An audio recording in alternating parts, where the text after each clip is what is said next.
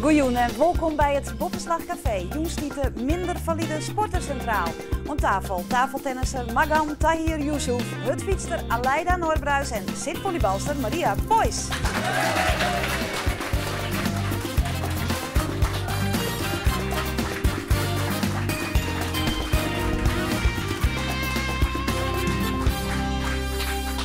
En het publiek joen binnen alle mensen die de minder valide sport een warm hart dragen.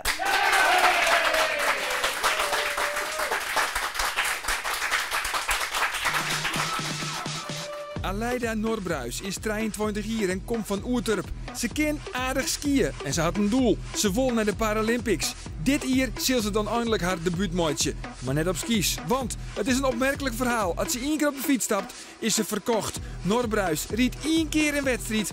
En de orendag hing het de boenscoach al onder telefoon. Hij wil haar meenemen naar het WK in Denemarken.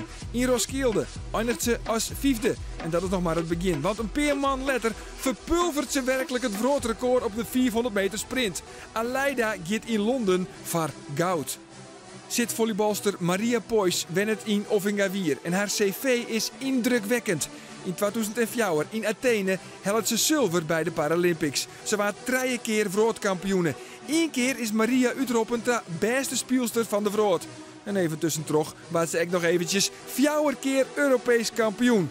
12 jaar lang speelt ze op topsportniveau. Maar nou net meer. Nou is Maria doktersassistente in Snits.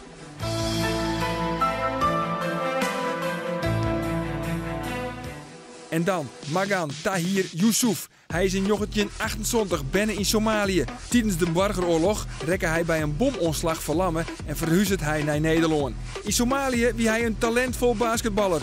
Maar doet hij in een rolstoel te lonenkaam, maakt hij een switch naar het tafeltennis. En dat zorgt voor een bliksemcarrière. Zo wint hij internationale toernooien in Mexico, Argentinië en Italië. In 2004 wordt hij treden op het WK. Hij is 6-voudig Nederlands kampioen rolstoeltafeltennis. En verleden hier werd hij Fries kampioen, maar wel bij de valide sporters. En ook hij had Paralympische ambities. Londen komt nog te betiert, maar Magan Tahir Yusuf hoopt het op goud in Rio. En dat hoop je we mooi, Magan. Magan, waarom nog niet Londen 2012? Waarom komt dat te vroeg? Ja, het gaat om voor de sponsor. Eigenlijk is het meer... als je heel veel sponsor hebt, kun je wel heel veel internationaal toernooi spelen. En dan kun je wel halen. Het is een geldkwestie? Het is een geldkwestie. Oké, want sportief gezien zou jij gemakkelijk mee kunnen doen op de Paralympics in Londen? Ja, want ik ben nummer 1 en, wat de rolstoel betreft, de tafeltennis in Nederland. Maar ja, het ligt er meer internationaal, dan kom je tekort als je niet vaak speelt of dat soort dingen. Wat ontzettend frustrerend moet dat zijn. Ja, dat weet ik. Ja, en waarom lukt dat niet met sponsoren? Het is moeilijk, en zeker dit moment. Allerlei bezuinigingen en dat soort dingen. Crisis. Juist. Ja. Dus, daardoor is het alles moeilijk geworden. Ja, was het eerder beter dan? Ja. Toen wij hadden aan het begin NIBAS, zeg maar. En toen kregen wij reiskostenvergoeding in heel veel internationaal toernooi. Maar toen hebben ze Nederlandse Tafeltennisbond en NIBAS hebben ze geïntegreerd. Ja. Vanaf dat moment is het alles ging naar beneden. Ja. Aleida lukt het wel om naar Londen te gaan? Bij vormbehoud, zeiden we dan? Ja. Do heeft dus wel genoeg sponsoren om daarin te kunnen en genoeg financiële stiepen? Sponsoren op eigen gebied nog net. Ik ben er ook dwaande om sponsoren te vinden hier in de regio. Maar ik denk dat het grote verschil met tafeltennisser is dat ik weer ondersteund vanuit het NOC-NSF. Want hij heeft A-status. En ik heb A-status en dat jouwt gewoon bepaalde faciliteiten die toch de drempel verlegen. Ja, en het is ook een bijzonder verhaal, hè? De bist juni 2011 begon ongeveer? Ja, klopt. Dat is een ierlien, minder dan een ierlien. Ja. En nou al naar de Paralympics. Dat is wel het doel. Ja. Vertel, hoe komt dat? Nou, ik kom oorspronkelijk uit het aangepast alpine skiën. Ik ben er door verschillende omstandigheden mee gestopt. Maar bij het want daar wist ik hartstikke goed in. Ja, ik die op wereldniveau mee. En mijn doel was om naar Canada en Vancouver te gaan, naar de Spelen. Waarom wist je mee ophouden op dat vreesje? Nou ja, ik voelde me gewoon door verschillende omstandigheden net meer goed. En daardoor kon ik net meer de prestaties net dus in die verraad of zo? Nou, dat net zozeer. Gewoon verschillende dingen. Wie is die nog ervan? En daar heb ik me nog van. Ik kon er net meer uithalen wat ik wel uithalen wil.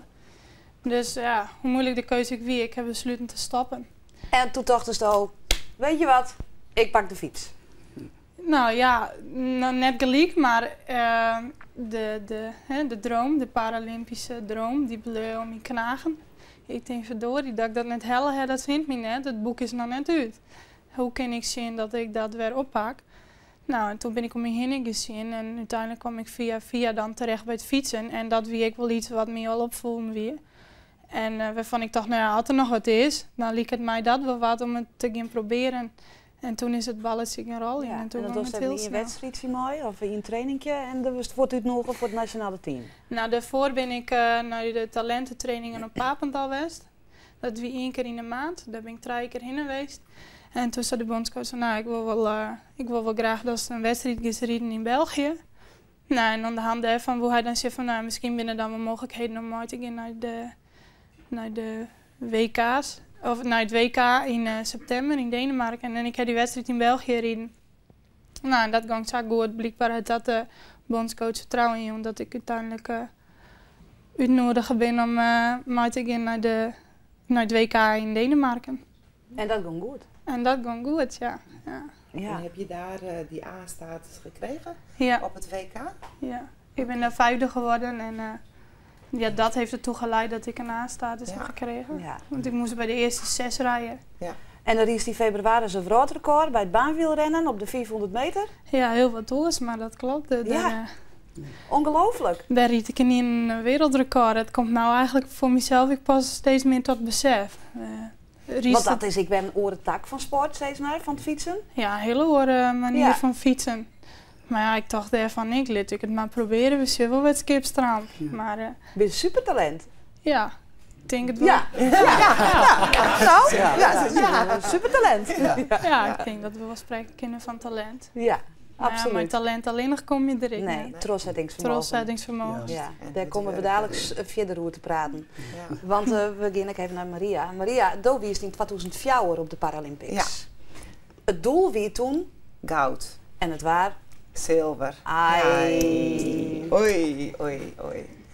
Ja, we waren niet optimaal. We hebben een busongeluk daar gehad. En dat was toch een van onze hoofdaanvalsters. Die kwam daar met een whiplash eigenlijk vandaan. En ook ja, dat je alles moet kloppen op zo'n Olympische Spelen. Ja. Ja. En dan kan je goud halen. En daarbij waren die Chinese dames ontzettend goed. Oké, zonder dat ongeluk hield ik wijs kind dat je hem geen goud helle hier. Nee, maar voor je gevoel heeft het, voor mijn gevoel heeft het altijd wel iets de wedstrijden beperkt eigenlijk. Ja. Ja. Ja. Vertel hun eens, hoe is dat, Paralympics?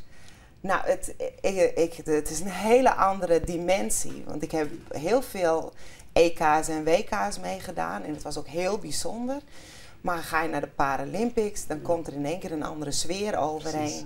Je gaat naar een stadion, je gaat met het hele Nederlandse team. Met alle sporters, tafeltennissers, fietsers, zitvolleybalsters, basketballers. De hele happening gaat mee. Allemaal in de pakken van Nederland. Juist. Het is heel anders. Je komt een stadion binnen, helemaal afgeladen. Ja. De vlam die wordt aangestoken. Olympische... Een vlag gaat omhoog. Het is heel anders. Ja, dat wil je meemaken. Dat wil ik graag meemaken. Ja, 2016. Juist. Ja, even om je persoonlijke verhaal. We hebben in het filmpje al even iets zien. Vooral de mooie doktersassistenten op dit moment. Ja. Magan, in het filmpje zat dat jij bij een bomaanslag gehandicapt geraakt bent. Of minder valide, moeten we zeggen. Hè? Ja. Wanneer ben je naar Nederland toegekomen? 1994. 1994. Ja. Daarvoor deed je aan basketbal. Juist. Hoe kwam je nou bij tafeltennis? Goede vrienden van mij toen in Afrika, in Somalië, die zaten in de Somalische selectie. En hij was heel erg goed voor tafeltennis. En ik ging samen met hem altijd om te kijken en af en toe train ik met hem. En wij hadden dan ook thuis tafeltennistafel. Maar ja, tafeltennis in Afrika telt er niet eigenlijk, die sport. Nee. Is het meer alleen maar basketbal en voetbal. Ja. Dus, maar hier in Nederland ben je met tafeltennis begonnen? Juist. Ja. Wat is er zo mooi aan de sport? Want we zien nu ook beelden van jou. Ja. Het lijkt me dat je zo... een tafeltennisser die gaat heen en weer. Ja. En dat zien we jou weinig doen. Je komt toch wel uit één standpunt. Wat vergt dat van je? Dat is wat vergt het voor mij. Wat vergt het van je? Stevige schouderpartijen. Ja, dat is tafeltennis een totaal andere sport. Eigenlijk is het... kijk, wij, tenminste ik, ga ik niet naar achter en naar voor. Nee. Dan is het echt goed moet je zitten en dan elke bal reageren. Dus, En waarom heb je niet voor rolstoelbasketbal gekozen? Dat is ook een goede vraag. Toen ik hier kwam... Nou, Maria, ik ging voort. Ik ben nieuwsgierig naar. Ja, dat klopt. Heel goed. 1994, toen ik hier kwam mijn lichaam. Ik had echt niet sterk. Was ik heel erg mager en meer was ik mijn gezondheid bezig dan aan basketbal. Rolstoel is het heel sterker dan... Een fysieke sport. Fysieke, en sterker dan gewone basketbal. Dus basketbal, rolstoel, je moet het bovenlichaam heel erg sterk zijn. Controle de rolstoel, tegelijkertijd de bal en tegenstaanden. Dus in totaal is het echt, voor mij was het toen te zwaar. En die vragen, omdat ik, Maria, van doe heeft MS, een lichte vorm van MS, zeggen we dan, een rustige vorm. Rustige vorm. Ja. Wanneer kwam ze er eigenlijk achter van, dit is aan de hand? Ik was heel jong. Ik zat op HAVO-top en ik ben aan mijn rug geopereerd geweest. En toen kwam ik scheel uit de operatie. En toen ontdekten ze dat het MS was. Ja. En toen ben ik vanuit het ziekenhuis gaan zwemmen bij de club Fit door Sport. En dat is net zoiets als DOV hier in Leeuwarden. Die hebben allerlei sporten voor mensen met een handicap. En vanuit dat zwemmen werd ik natuurlijk als jonge vrouw al heel snel... kom maar bij dat zitvolleybal. Ja. Daar kunnen we wel wat jonge mensen gebruiken. Dus, en daar was ik meteen verkocht aan de sport op zich. Ik was zelf atleet. De wist al heel erg met sport onder de Ja, ik vond sport hartstikke leuk. Ja. En dat is eigenlijk mijn vervolgvraag. En ik voor Magan, die omschakeling van valide zijn naar invalide.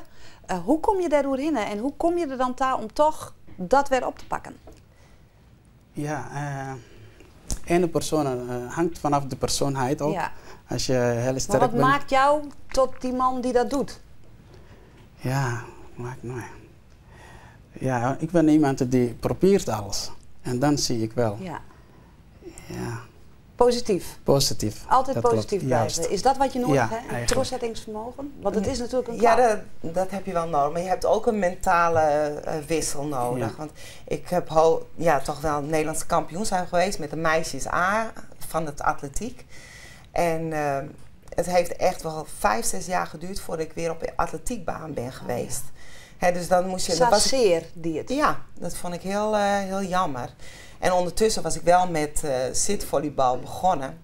En eigenlijk vind ik nu vind ik dat teamsport, dat is fantastisch. Dus dat vind ik heel leuk. Maar nog steeds atletiek. En nou kan ik ervan genieten, van dat anderen met atletiek bezig zijn. Maar het heeft best wel eventjes geduurd. Ja, dat kan ik me heel goed voorstellen. Aleida, do bist eigenlijk van vlak na die geboorte minder valide. Is dat slimmer worden of heeft dat altijd hetzelfde best? Het is op het moment slimmer. Nou, ik deze vorm van topsportbedrijf. Ik heb altijd veel meer onder controle gehad en ik vreeg nou gewoon nog veel meer als bij het skiën van mezelf en van mijn lichaam. Dus we merken nu vooral heel erg reactie. Oké, en hoe uit het hem dat? Nou, heel erg in de spasticiteit. Want dan ben je aan de linkerkant spastisch. Ja, cerebrale parese nemen ze dat. En het meest vrije, wat ik me daarbij voorstellen, dan lees ik altijd maar uit dat ze het vergelijken met bijvoorbeeld kramp in het koet.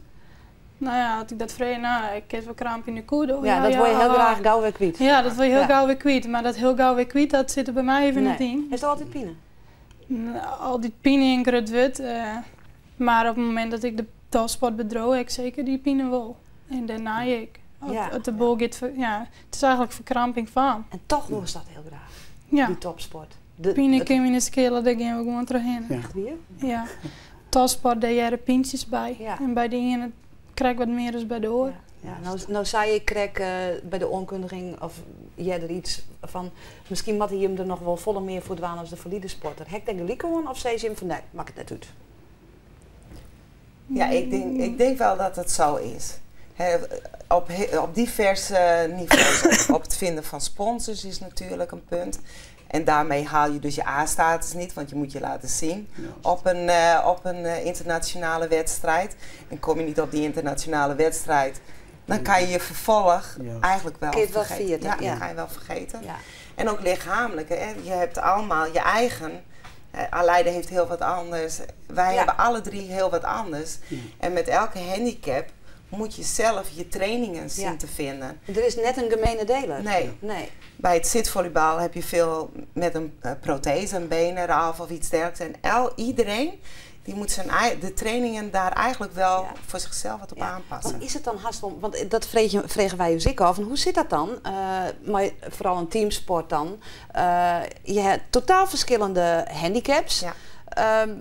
De ene is zwidder handicapt als de oren. Maar hoe heb je daar verschillende niveaus in dan? In teams? Dat is net alleen in de teamsport. Dat is bij het wielrennen en ik waarom. Ja. En ik denk zelf er zijn divisies of zo? Er zijn verschillende categorieën. Klasses. Ja. En waar zit dat dan in nou? Ik zit in de C2-klasse. En wat houdt dat in? Sinds het baanevenement. Dat ik fiets, bijvoorbeeld zijn dames maar invoert. Nou ja, dan zeggen ze de meesten, nou ja, dat is helemaal niet eerlijk. Dat was 12 voeten en dan fietste iemand maar invoert. Het zijn bizarre dingen om over te praten eigenlijk. Maar... Ja, nou dat is ik wel een beetje wat de clue ervan, van hoe kunnen we iedereen op zijn eigen niveau in de juiste klasse terecht krijgen. En, dat is een hele uitziekerij natuurlijk. Ja, dat wordt gewoon heel officieel die terug klassificatie ziet dat. Ja. En dan wil je er een handjevol artsen. En op verschillende tests of onderzoeken wordt dan besluiten in wat voor categorie klasse. Daar maak je ik al terug in. Is dat bij tafeltennis ook zo? Hetzelfde. Ja. Maar bij zitvolleybal is dat niet zo. Daar komt alles bij elkaar. Daar heb je moet een internationale handicap hebben. En dan mag je 1 met een minimale handicap hebben. En voor de rest moet iedereen maar beknokken wie er in het veld komt. Ja. En dan is de wet van de sterkste. Ja, we zullen daar nou in actie. Mist het ik, want het doet het net meer echt op hoog niveau? Nee. Ja, ik kan bij FDS nog wel wedstrijden eventueel meedraaien. En ik geef daar ook wel de trainingen. En dat wordt momenteel door Erik gedaan en het mist het wel. Ja. Maar ik ben momenteel met zoveel andere dingen bezig dat dan red ik dat allemaal niet meer op. Nee. Dus ja. Een mooie sport eigenlijk. Ja, mooie sport toch? Dat vind ik. Ja, nou, Maria, is het niks voor je, Maran? Het wordt wel een beetje voor mij moeilijk. Maar sterke armen. Ja, dat klopt. Dat was wel mooi. Ja, want ik net elke keer in dit waan natuurlijk. Zitvolleybal is een hele zware sport. Ja. Vooral ook met zitbalans en er komt echt heel veel bij kijken. Ja. Hele zware sport. Ja. Ja. Aleida, die fiets die je ik ben nieuwsgierig fiets, hè? Ja, ben je nieuwsgierig? Ja, want ik heb... Is het hetzelfde fiets of wat is de verschillende gewone fiets aan deze? Ik ken echt een hoes. Vertel. Nou ja, in principe het is...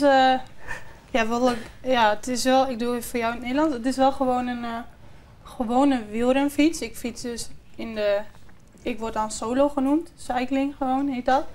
Maar omdat ik alles met rechts doe, heb ik bijvoorbeeld de bediening allemaal op rechts. Ja.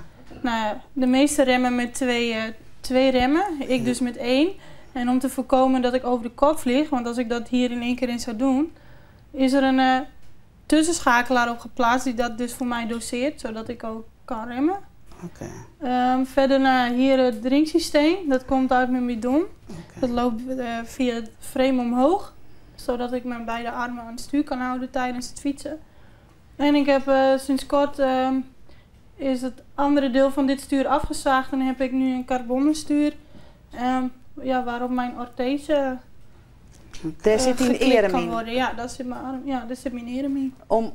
Want daar kist echt helemaal niks mooi dan. Dat is puur die erem. Dat wel net. Die werkt dan niet met zien. Nou fiets ik zelf wel eens, net op hoog niveau, maar in je erem fietsen en dat zo lang en zo hut. Dat vergt training. Ja.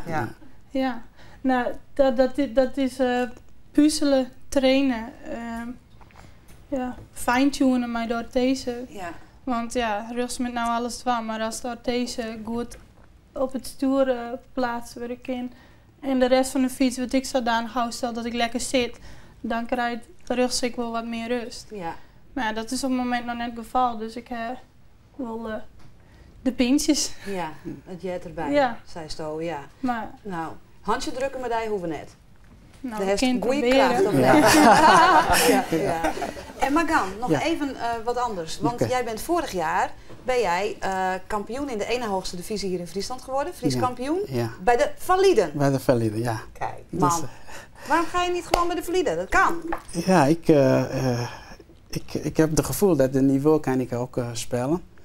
En tegen valide, tafeltennis vind ik, ja, dan moet ik echt vechten. Dus Ja. ja, krijg je En veel meer allerlei... concurrentie. Juist. Ja. En dan krijg je de bal allerlei hoeken. En dan word je ook nog kampioen. En ja, dit jaar, ik weet niet hoe komt dat, maar Nou, omdat je beter bent. ik was zelf te verwachten tot de kwartfinale te halen.